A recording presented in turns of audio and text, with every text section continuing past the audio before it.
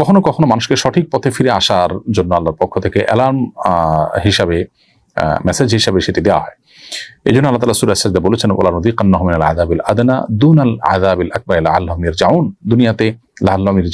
দুনিয়াতে আল্লাহ তাআলা ছোটখাটো আযাব দিয়ে মানুষকে বড় আযাব আখিরাতে যেটা মানুষের জন্য অপেক্ষা করছে সেটা থেকে বাঁচাবার জন্য আল্লাহ তাআলা মানুষকে দুনিয়াতে ছোট আযাব দেন, যেন মানুষ ফিরে আসে অন্যায় কর্ম থেকে।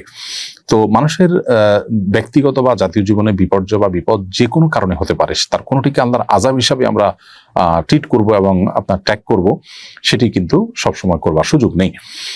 তবে এটা ঠিক যে কি আমাদের আগে অনেক বেশি পরিমাণে ভূমিকম্প হবে সে মর্মে হাদিস রয়েছে নবী সাল্লাল্লাহু আলাইহি ওয়াসাল্লাম থেকে। অতএব ভূমিকম্পের পরিমাণ বা মাত্রা বেড়ে যাওয়া এটা কি আমাদের আলামতসমূহের মধ্যে থেকে একটি। আল্লাহ তাআলা এই ধরনের ভয়াবহ ভূমিকম্প এবং এই ধরনের গণ যে ক্ষয়ক্ষতি হয়ে থাকে তা থেকে আল্লাহ তাআলা আমাদের সবাইকে হেফাজতে রাখুন। ভূমিকম্প হলে করণীয় কি? কোথাও যদি ভূমিকম্প শুরু হয় তাহলে সেক্ষেত্রে একজন ঈমানদার তওবা এবং ইস্তিগফার করবে দ্রুততার সাথে এবং সালাতে দাঁড়িয়ে যাবে। যদি যে জায়গায় ভূমিকম্প হচ্ছে বা অনুভূত হচ্ছে সে জায়গা থেকে তার বের হয়ে যাওয়াটা তার জীবন বাঁচানোর জন্য গুরুত্বপূর্ণ হয়ে থাকে, তাহলে সে বের হয়ে যাবে। এবং এক্ষেত্রে বের হয়ে যাওয়াটা তাকওয়া বা আল্লাহর প্রতি ভরসার পরিপন্থী নয়, বরং জীবন রক্ষার খাতিরে বের হয়ে যাওয়াটাই হলো শরীয়ত নির্দেশ। আল্লাহ তাআলা আমাদেরকে বলেছেন, ওয়ালা তুলকু বিয়াইদিকুম ইলা তাহলুকা, তোমরা নিজেদেরকে ধ্বংসের দিকে ঠেলে দিও না। সো ধ্বংস হতে যাচ্ছে জানলে আপনি সেখান থেকে বের হয়ে যাবেন। আর যদি সে পর্যায়ে না হয় বা আপনি যেখানে আছেন সেই জায়গাটা সেফ মনে হয়, তাহলে সেক্ষেত্রে আপনি সালাতের দিকে ধাবিত হবেন। নবী সাল্লাল্লাহু আলাইহি ওয়াসাল্লাম কানা ইযা হাযাবাহু আমরুন সাল্লা, কোনো পেরেশানি আসলে তিনি নামাজ পড়তেন। বাট এখানে যদি নামাজে দাঁড়ালে আপনি বিপদের কারণ হয় তাহলে আপনি বের হয়ে যাবেন এবং ইস্তিগফার করবেন, আল্লাহর দিকে রুজু হবেন।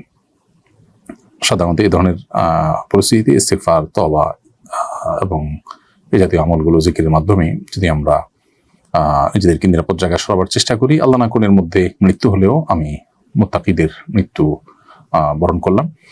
আর যদি আল্লাহ তাআলা আমাকে সেভ করেন তাহলে সেক্ষেত্রে ইস্তিগফার এবং আল্লাহর কাছে ক্ষমা প্রার্থনা, তওবা, এগুলো সাধারণত মানুষের বিপদ কাটার কারণ হয়।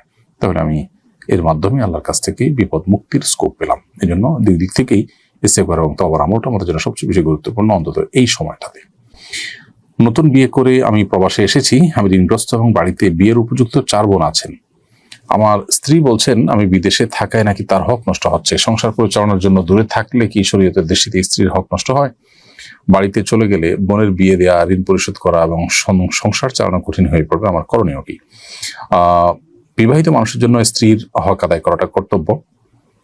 যেহেতু আপনি বিবাহ করেছেন, বিবাহিত মানুষ, তো আপনার স্ত্রীর শারীরিক হক, জৈবিক হক যদি আপনি আদায় না করেন এবং যার ফলশ্রুতিতে তিনি নিজেকে নিয়ন্ত্রণ করতে না পারেন, তাহলে সেক্ষেত্রে আপনি অবশ্যই গুনাহগার হবেন যদি তিনি গুনাহের পথে পা বাড়ান বা পা বাড়ানোর মতো পরিস্থিতি তৈরি হয়।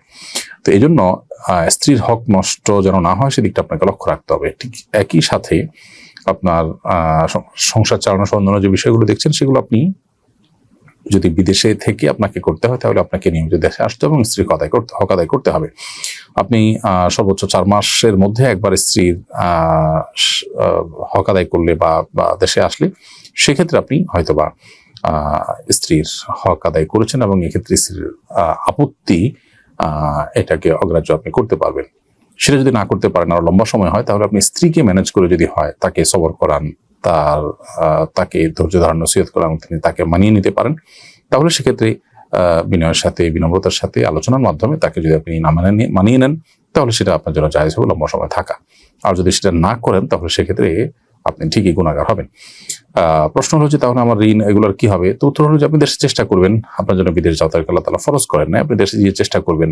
হয়তো অল্প সময় ঋণ পরিশোধ হতে লম্বা সময় লাগবে, কিন্তু আপনাকে ব্যালেন্স করতে হবে। আপনি ঋণ পরিশোধ করতে গিয়ে বা সংসার চালাতে গিয়ে, ভাই বোনকে আপনার টাকা পয়সা দিতে গিয়ে স্ত্রীর হক যেন নষ্ট না হয়।